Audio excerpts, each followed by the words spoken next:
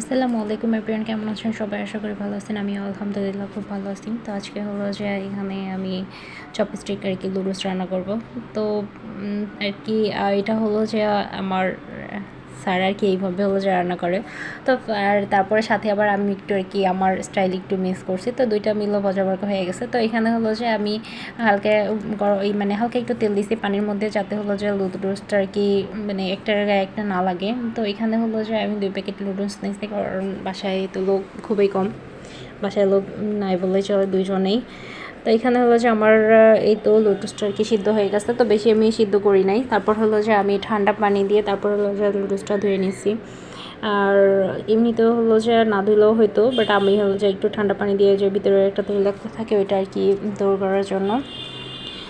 আর এখানে হলো যে আমি একটা টমেটো কুচি নিছি, আর 3টা পেঁয়াজ কুচি নিয়েছি। আর হলো যে আমি ঝাল খুবই কম খাই, এই জন্য ঝালও তেতটা নিই নেই, 3টা আর কি মরিচ করে নিয়েছি। তো এখানে আমি হলো যে প্যান বসাই দিছি। তো কড়াইটা গরম হওয়ার পর আমি এখানে তেল দিয়ে দিছি। তো অত একটা তেল দিই নেই। আর হলো যে পেঁয়াজ আর কাঁচামরিচটা আমি একটু তেলে আর কি টেলে নিব, যাতে পেঁয়াজের যে কাঁচা ভাবটা আছে ওইটা আর কি চলে যায়। তো পেঁয়াজ যখন কাঁচা ভাবটা আর কি চলে যাবে, তখন হলো যে এর মধ্যে আমি টমেটোটা অ্যাড করে দিব, কারণ টমেটো হলো যে একটু সিদ্ধ হইতে হবে। তো টমেটো অ্যাড করার পরে হলো যে টমেটো আর হলো যে পেঁয়াজটা আমি খুব ভালোভাবে হলো যে কষিয়ে নিব। তো টমেটোটাও হয়ে গেছে। তো এরপরে হলো যে টমেটো এক সাইড করে এখানে হলো যে আমি ডিম দিয়ে দিব।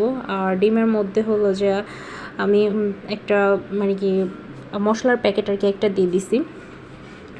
আর এখানে হলো যে আমি টমেটোর জন্য আলাদা হালকা একটু লবণ অ্যাড করে নিছি, কারণ টমেটোটা হলো যে একটু টক ছিল, এই জন্য এই মানে যে এটার মধ্যে যেই লবণটা আছে ওইটা আর কি হবে না। তো এই সাইডে হলো যে আমি আর কি ডিমটা হলো যে ভেজে নিছি, কারণ আর ওই একসাথে করলে হলো যে টমেটো আর ডিম একসাথে পুরো লাইগা যেত, এই জন্য আমি সবসময় আর কি এইভাবে করেই হলো যা করি, তাতে হলো যে ডিমটার সাথে মশলাটা আর কি অত একটা লাগে না। তো এইভাবে করে হলো যে আমি মশলা আর ডিম দুইটাই আর কি হলো যে ভালোভাবে অ্যাড করে নেব। তারপরে হলো যে এখানে আমার মশলা যখন হয়ে যাবে, তারপরে আমি আর কি লুডুসটা দিয়ে দিব।